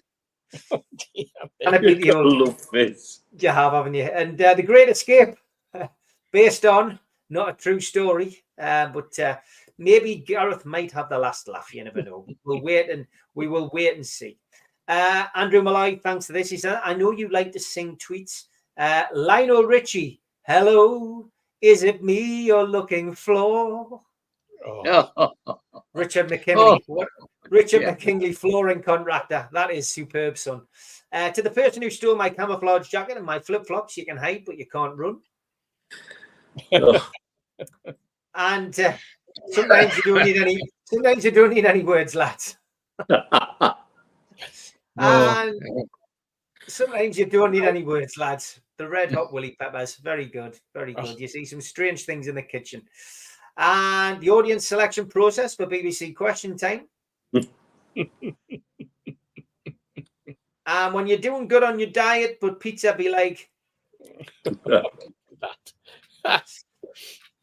When this bad boy built up speed, you either held on tight for dear life or were flung off at high velocity, resulting in scrapes and bruises. Those certainly were the days. No health and safety when we were kids, guys. And what do you know about dwarfs? Very little, says Captain Kirk. Oh, yeah. And have you had to walk 500 miles? Were you advised to walk 500 more? You could be entitled to a compensation called the Proclaimers now. Didn't have to sing there. Our trampoline is bigger than your trampoline, so there. And this one, me after saying I don't need sun cream. I did like this one as well. Not a chance he remembers his password. No. Brilliant. I can't tell if she's a giant or if that is really a small Thomas the Tank Engine on her knee. Oh, God. Does actually look like him. Yeah. Another one from Mick. In football, there's a thin line between success and failure. It's called Hadrian's Wall. In this picture, finally some children without cell phones. Few people sent us that one. This was good as well. Finally, a running event that interests me. Start and finish. And next time a customer asks for a rough price, send them this. No. Never be afraid to try something new. Remember, amateurs built the Ark and professionals built the Titanic. Like it. That's getting a naval architect by the sound of it. It is. This is a good one. Snip and, yep. A good old-fashioned service from the city's finest gents lavatory barber for today's busy executive who doesn't have time to cut his hair and move his bowels.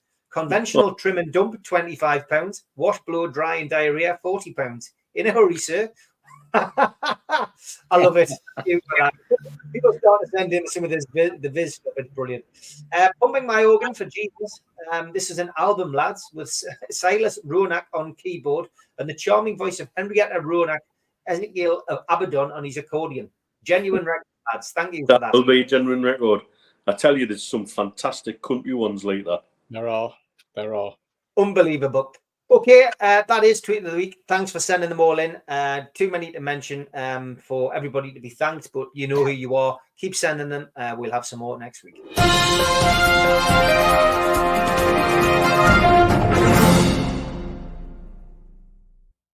Seeing as though we've lightened the mood, somebody sent me in this. Stephen Kennedy, name one specific thing you got in trouble for at school.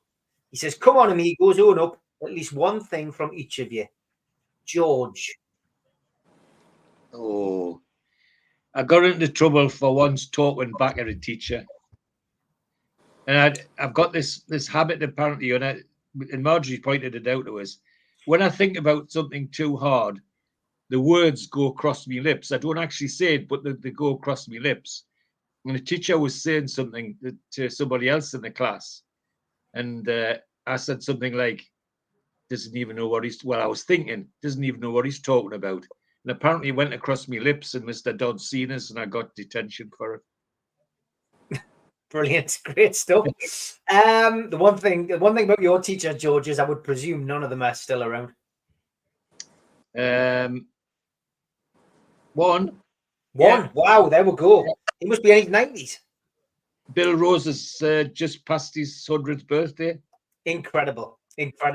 Well, don't slag him off. Mitch, what about you? No, he used to stick his knuckle like that. He used to make a knuckle and stick it in the middle of your back, and you had a bad back for a week after he did that. So I'm not going to risk that. Okay. I used to get away with murder because like a lot of them used to say, they knew it was me behind some of the schemes because some of the others weren't clever enough to think them up, but they could never catch me in the act because it was always somebody else doing the actual thing. And the only time I got implicated was when we cleared the entire top floor of Burnside School out with the purple genie experiment. I think it's hydrochloric acid and potassium permanganate, and it makes like purple smoke. Well, if you take a very big jar of potassium permanganate and put it in the sink and add another very big jar of hydrochloric acid to it, it can fill 3 rooms apparently with purple smoke. Who knew? Yeah, okay, Steve. Probably St. Columbus Wallsend, talking through the Hail Mary and ended up in true Catholic fashion getting 6 across the knuckles by Mrs. Rogan with a ruler. The entire desk did. All 6 were around the desk.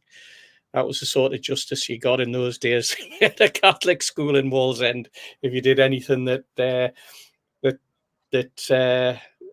caused any problems during the saying of the Hail Mary. Steve, on Ask George, I always deny people to ask questions about Neil. Yes. Well, I'm going to tell you something about Neil now, which school. He had a passion for Formula One racing, and we spent a weekend at Brands Hatch, and bought him the red. Was it which racing team was it? It was McLaren.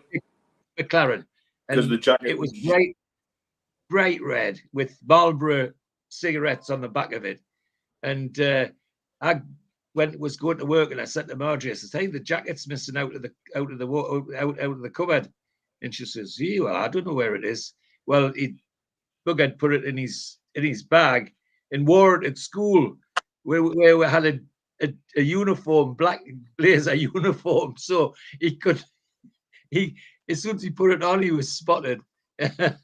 But some of them laughed and some of them didn't laugh. But well, I quite laughed actually.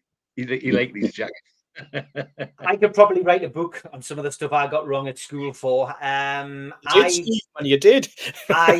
Not about some of the stuff I did. It was always football related with me.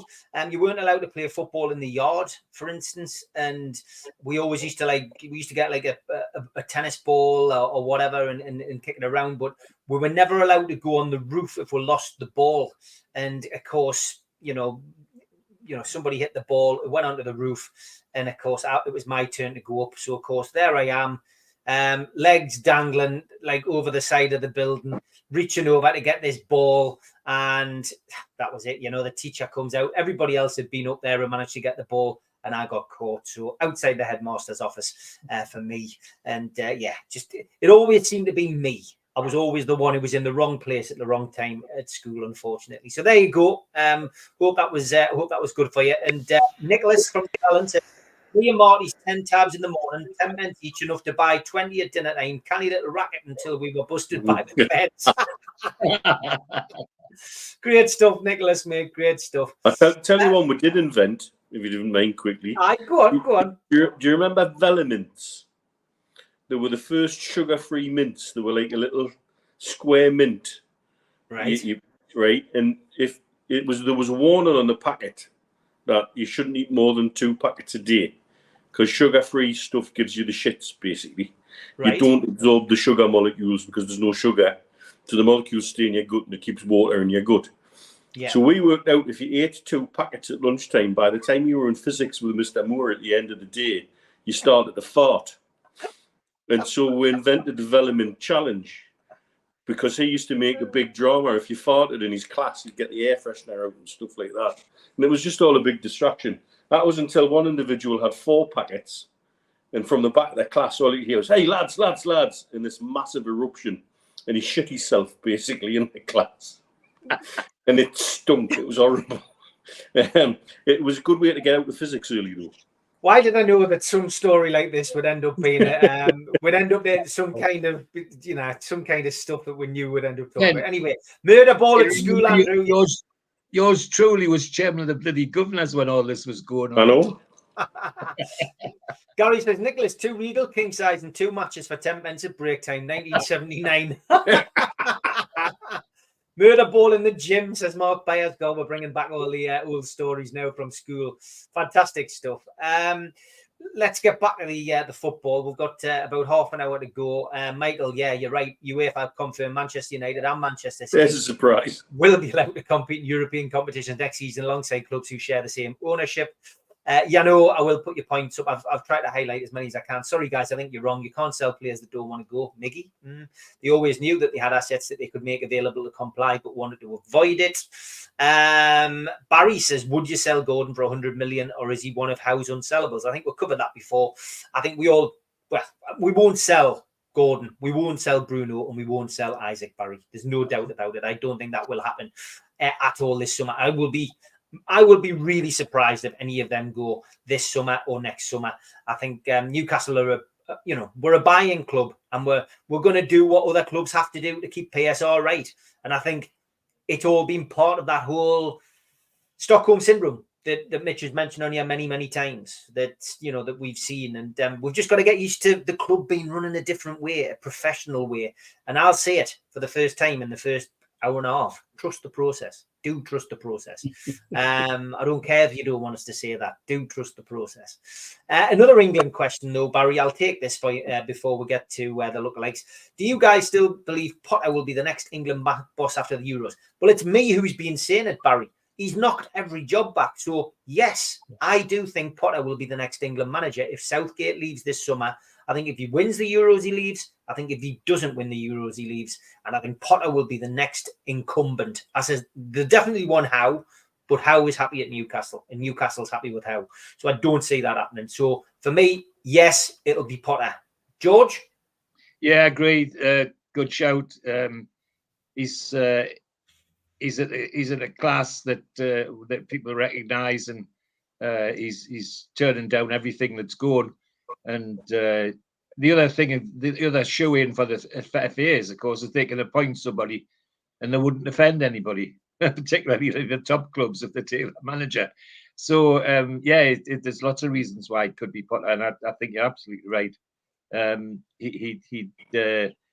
He's in the frame as far as I'm concerned, anyway. Eddie Howe's not an international manager. Eddie Howe needs a team. I don't think Eddie would take the job even if he was offered it. Okay, Mitch. I think the thing on the basis of what is he waiting for would suggest, has he been tipped the wink by somebody that, look, you are next cab off the rank here. Keep yourself available until the summer, and then we'll see where we're at. But, you know, if they've already been informed by Southgate that win or lose, I'm on my way, then have the tip pot of that wink and they're keeping him on standby. It would make sense, at least. A lot of these situations you've got to look at in terms of what's the most likely explanation, what's the simplest explanation. That's usually the right answer. Steve? That was very close by Germany, mind. Bloody hell. Hit the post, yeah, hit the post. Okay, Steve, what's your thoughts on Potter? I agree. I think Potter's sort of he must be the main contender for to take over from Southgate, purely because knowing the FA it'll cost them nothing. That's the way I'm looking at it. He's not in the job. There's no compensation to be paid. It's going to probably do Chelsea a favour, especially if Chelsea are still paying him. Although I think that according to Chelsea's accounts, they were all paid up.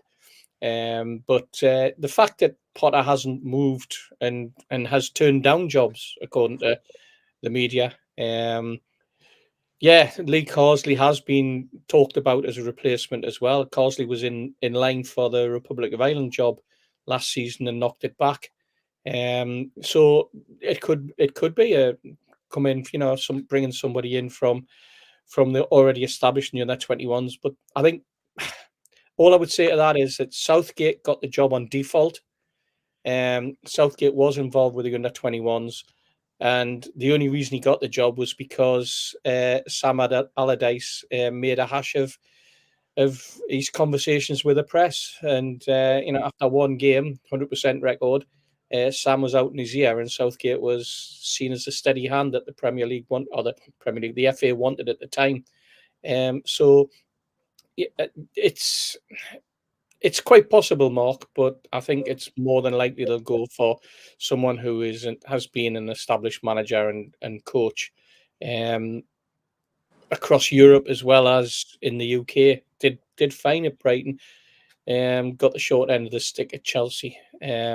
So yeah, I think he's nailed on to be certainly among the contenders for this job.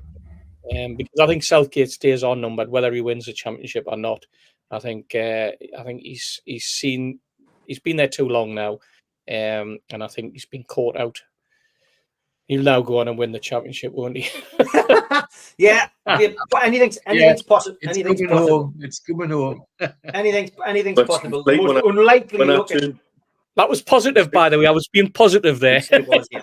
I turned to him the other night and I said, we're going to make an equaliser and we'll win this in extra time, and that's bloody what happened.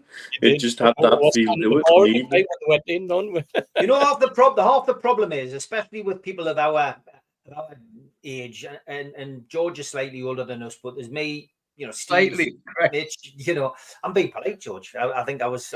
You want to be over the moon with that, but you know what? It's like our generation. Anyone in this kind of late 40s.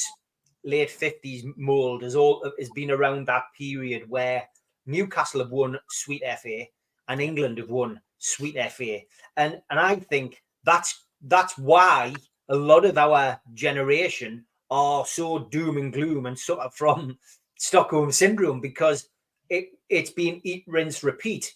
You know, getting to semi-finals, getting to finals, and just getting beat. And our generation is used to not winning anything at club level or at international level. So it's bizarre, isn't it? It's bizarre. But listen, you never know. I think he's got, you know, he's got as much chance as anybody watching this game tonight. And I know we can't watch it properly because we're doing the show, but from what I've seen, honestly, not a great deal to be frightened of with Spain and Germany at this moment in time either. If it's going to be our year, it's going to be our year. There's nothing we can do about it. Okay, go on. Do you remember the sort of early internet days? Somebody created this online persona, Dr. Gloom, the Newcastle fan, and everything was miserable. Yes. And all his match reports were like, this can't last if we won, and stuff like that. And that was the perfect sort of online persona for our generation, isn't it? It's that. Well, this is fun until it stops. This is everybody's always laughing until somebody loses an eye. You know, it's that kind of, and it is that kind of mindset that we're almost ingrained into. You're right. I've lived it. I've lived it because when I was chauffeuring all the away games, when we come back, if we got beat, that's what was in the back of the car was driving. A whole bunch of miserable sods complaining all the way home. I think that's why I used to get excited about the England tournaments, because I used to hope that it was going to be a relief from what I'd witnessed in the previous 3 seasons with Newcastle. Exactly. And then the tournament came and the tournament went, and it was exactly the same, if not worse. And then you would start on that revolving door again, wouldn't you, the next 3 years, and you'd hope, and it would your expectations get built up, and then you get kicked in the teeth. And you're right, Steve. That's the Stockholm syndrome that we've been brought up in, when it comes to England and Newcastle United. But yeah, let's hope we're right, and that the wheels are changing. The direction's changing, and that once one breaks and one gets some luck and some success, that the other one does too. But I mean, what's different about what I've seen with England and what I've been gradually looking up and seeing, and now and again in this game, Steve, is that there's been a pace about the teams and they're having a go at each other. So that's one positive. And now that the Germans are chasing the game, I noticed that they were 1-0 down, and the manager made a change after 58 minutes where he brought a striker on. We waited till the 94th. Exactly. But the goal that Bellingham scored the other night was just like David Platt in 1990. Of course, that game was awful, and then Gaza takes the free kick, and Mark Wright scored that goal as well. Another last-minute goal. Very similar. Yet that felt more special because you had Gascoigne, Waddle, and Beardsley, who'd all, of course, moved on from Newcastle, but were Geordie lads, and we got behind them. But interesting stuff. Anyway, tune lookalike now.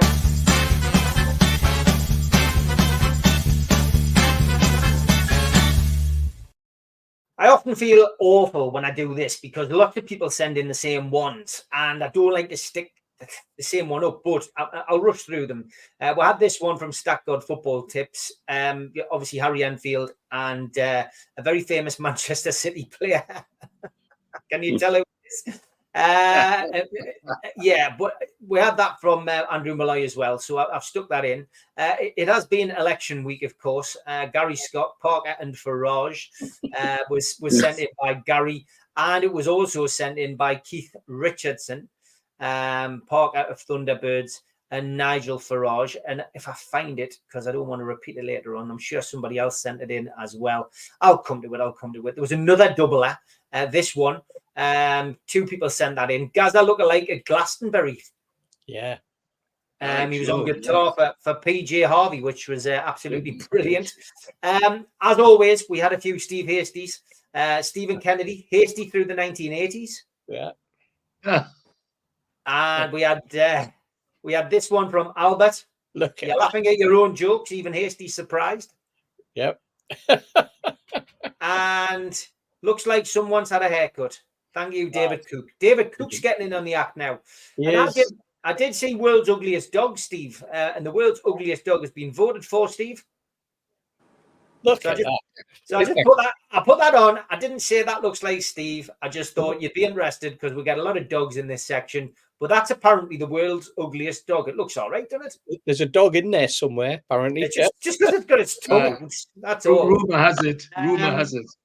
Okay, Shell Belch went, I knew Steve was a man of many talents and his fingers in many pies, but I never thought I'd see Steve DJing on the scene. Apparently a DJ who looks like me was DJing at Pride. So thank you for that, Shell. I hope you're well. Haven't seen you for a long time. Hopefully see you next season.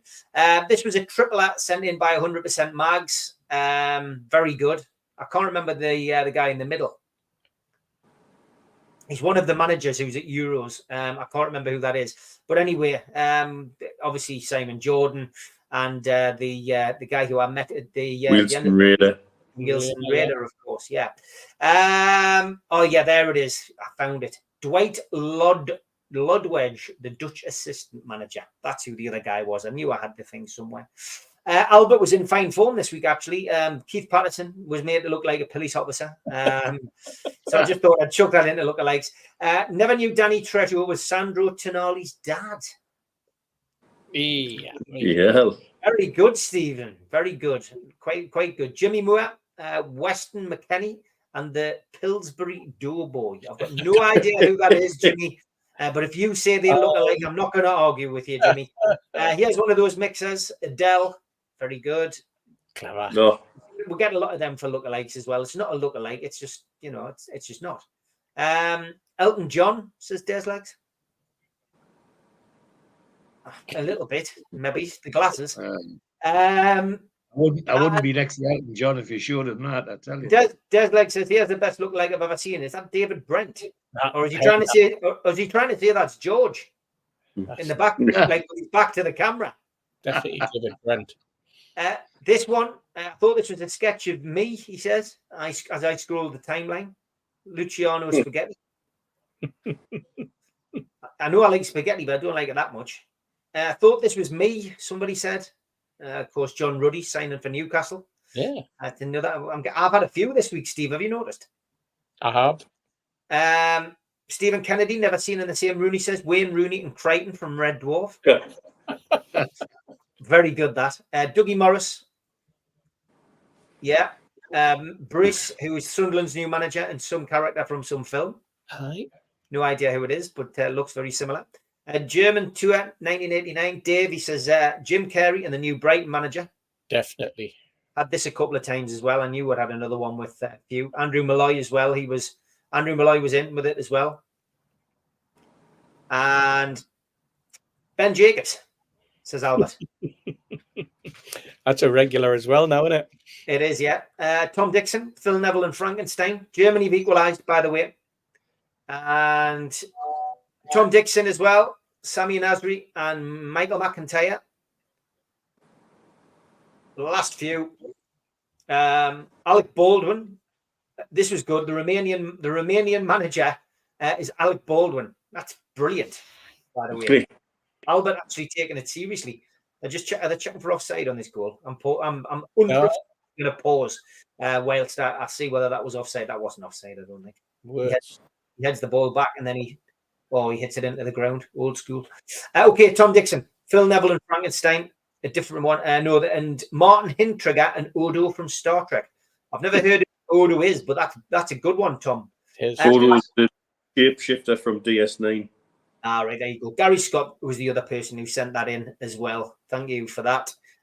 This was a late one in a WhatsApp group that I'm in. There's Ferry Hill Mags, a regular, with Nike in his local, and me apparently drawn on the wall. Thanks to Spencer for that one. Rita Maria Jackson. Got to get the name right these days because they are married. Ian Jury and Granit Xhaka. Never thought of that one, Rita, but that's not bad. Yeah. Very topical. Swiss connection of lookalikes, she said. Federer and Joaquin Phoenix. Yeah. There's another one. Matt Lucas and friend Steve Wraith and Hasty lookalikes. So that's me and you, Steve. Yeah. And Stephen Kennedy. Both getting it off Stephen now. And this one, I'm just going to continue to put this up. Monk Ashley on the right there. Wurzel Gummidge, Jim Ratcliffe. Winner this week, easy. Marcelo Gallardo and Nobby Solano. I like that one. Thank you, Mark Wallace. Wow. Could be his older brother, Mark. I'll give you that though. I liked it. If you've got a lookalike, get yourself on nufc Matters Facebook page or group, stick them on there, and we will put them up next week.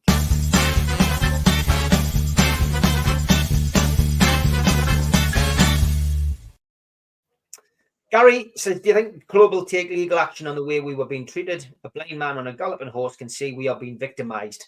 Finish up with this, George. Do you think the club will ever take legal action, or do you think they'll wait until they see what pans out with Manchester City? You know, I mean, that is really going to put the cat amongst the pigeons if Manchester City get severely punished.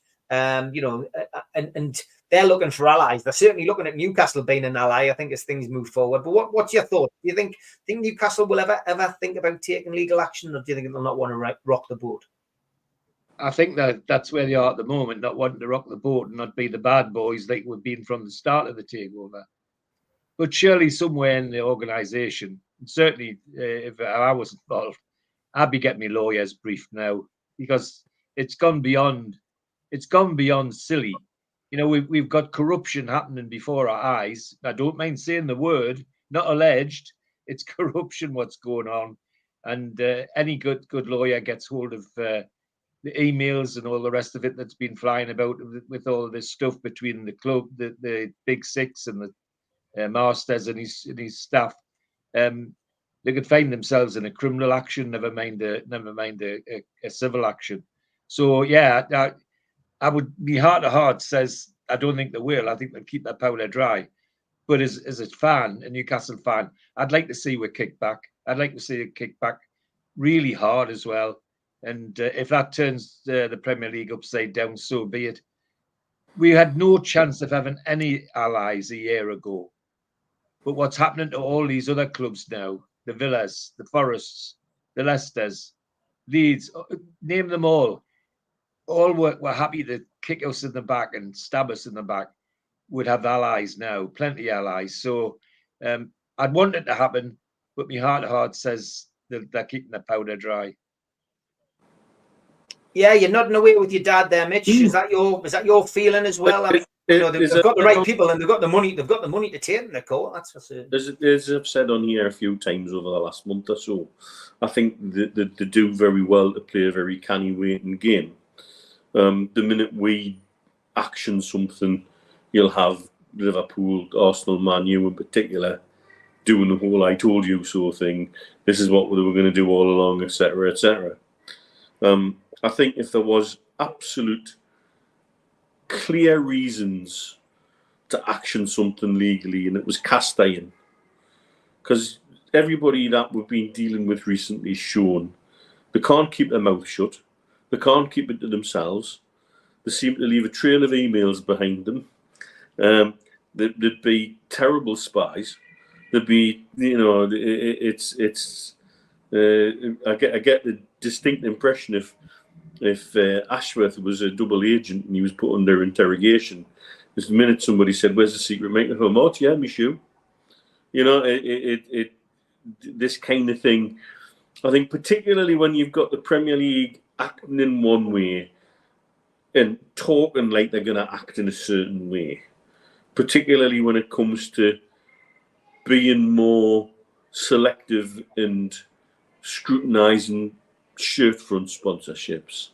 And then when you see 3 put through in the last 2 weeks from basically made up companies with dubious, and what you can find out about them isn't particularly savoury either.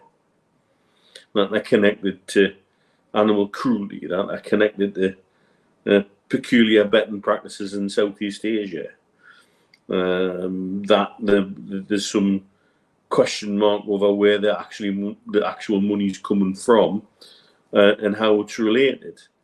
You want to talk about related party transactions, then what about Wolves' new kit sponsor, who are a totally brand new company, wholly and totally owned and ran by a subsidiary of Wolves, and paid for in part by the owners of Wolves, Forsen. Has that deal been subject to the levels of scrutiny that ours was? Doesn't seem like it, because it's gone through on the nod. And so I think we're getting to the point where I think we've got enough to certainly start asking very difficult and awkward questions. From my point of view, it's the timing of that. The Premier League have tried very hard to make so many things disappear. The Everton situation, case in point. They were desperate to not have to deal with that. They tried their very best to make that go away. And it was only because Everton were belligerent and didn't basically do what they were told that it didn't go away. And they had to do something about it. And then subsequently, though, I wouldn't like to trust us being put through a similar process as Everton or Nottingham Forest at the minute, because I don't think we'd be treated the same way. I think we'd have the book thrown away and be made an example of. And so I think the club do well to keep their powder dry, but I do think somebody's keeping score. Yeah. Interesting, isn't it, Steve? I mean, I think... I don't think we're being paranoid when we say that we think people are keeping score, and I think the club are well aware of that as well. I think we've seen that. Let's finish on a positive. The club have, in lots of ways done lots of things, right. They've ticked every box. They've walked the walk. They've talked the talk, and they've kept themselves right. And whether we agree with some of the things or disagree, as we often do on this platform, about certain things. I said it to somebody again today, and I never ever regret saying it when I bump into people. And that's just think where we were 3 years ago. At this moment in time, we're in a great place. We're going into another season with optimism that we can get further in the cups. That we're not worried about being in a relegation battle anymore. And there is things that are going to frustrate us. George voices his opinion, every week, eloquently on the fans forum, and lots of people in the chat agree with him. And there's lots of things that we need to get right. But at the same time, there's lots of things we have done right. But is legal action something that Newcastle should consider, do you think, Steve, at some point? You know what? I think what we've done is we've done our best to keep a straight face with everything that's been thrown at us. I think we've done our best to, look at the rule book and go, okay, that's what you've done, that's what you've done. But I think there will reach a time when the Premier League step on the neck just and start squeezing just that little bit too much. I think it was quite interesting that some of the words that were used by Nick DeMarco in the Leicester case yesterday, where it was even the QC that was working on behalf of the Premier League had to make an admission that perhaps the rules weren't written very well. The statements, and some of the wording was rather ambiguous and allowed for interpretation or made understanding that much more difficult. It'll be interesting when you next have Ben on as a Leicester fan to hear his opinion on it, because obviously Leicester have said they're going to appeal. And I think that, you've got the likes of a Leicester who are now testing the Premier League. You've got Nottingham Forest who have tested them, Everton who have tested them. But all the way along, it hasn't been Newcastle United. And probably the one that they expected to test them was going to be Newcastle United. You've got Man City testing them now. You've got Chelsea who are really, really pushing the envelope in everything that they've done. You've got Manchester United who got off on a technicality and an £800,000 fine season and a half ago. I think it was Man United. So we are the ones that have never, we've taken everything on the chin. We've taken every hit. We've come back off the ropes and we're still in the fight. To use that sort of analogy, but there will be a point where we're going to hit back. Yeah, definitely agree with Steve. The way they've gone on the Premier League of late, by referring certain things to independent tribunals, they don't do that because they've got to do that. It's not actually in the rules. No. It says to me that they're not convinced that their rules are robust enough or written well enough for them to be able to take action independently and on their own. Yeah, and that says a lot. That really does say a lot. I think the other thing we look at I think we've taken a lot as a fan base as well. It's very difficult to make counter arguments without it sounding like whataboutery. It's very difficult to make positive points or to make counter points or even defensive points. I mean, I myself have been accused of being, what was it, a Saudi lick spittle by one individual this week. Yes. I'll be back soon, by the way, if you're watching this. Come and have a chat with us in a pint. I'll buy you the taxi fare today, or VI after.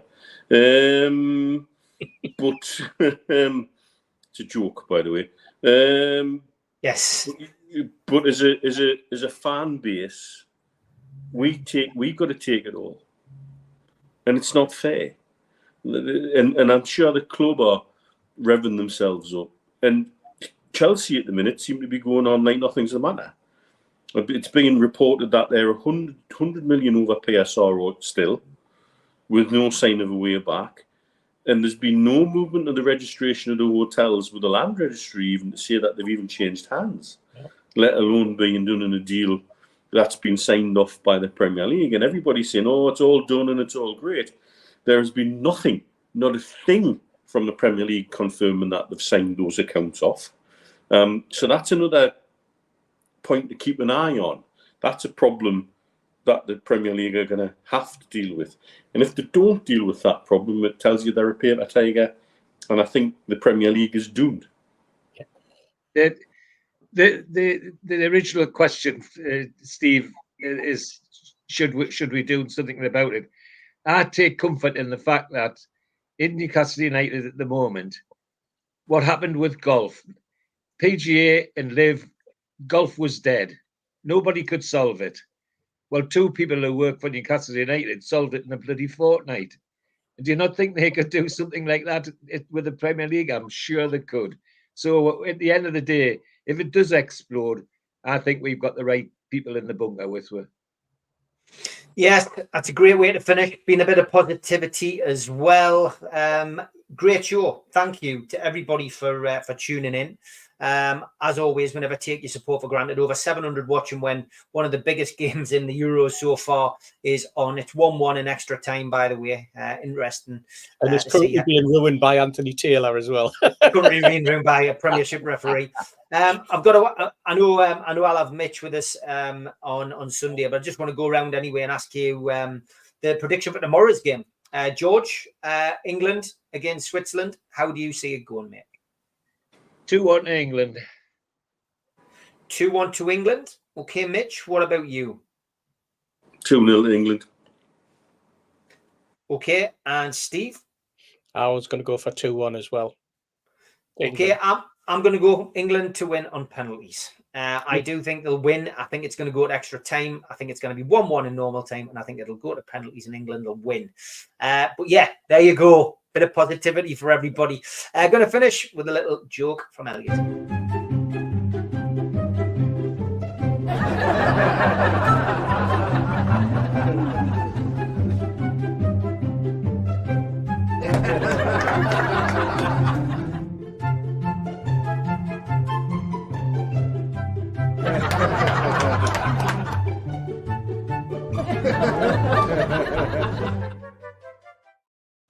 Got to say that the first tweet that's come in for next week's hilarious. Mark Byers, I'm going to use that next week. The new Senegalese Football Federation's unveiled their new statue honouring Sadio Mane. We'll keep that for next week, although I'm sure most of you will probably see it before then. But here's Elliot.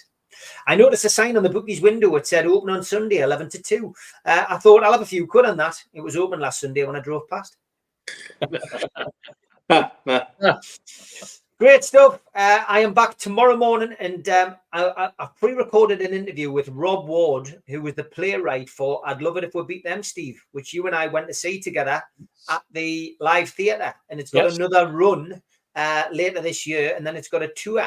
So Rob Ward kindly came on and did a podcast with me, which we'll be putting on tomorrow morning at 11 o'clock. And then on Sunday night, we will be back at 6 o'clock to chat with Mitch and with Stu. Look forward to that. Have a good weekend, guys. Enjoy the match. Take care. Cheers, everyone. Thank you. Good to see you.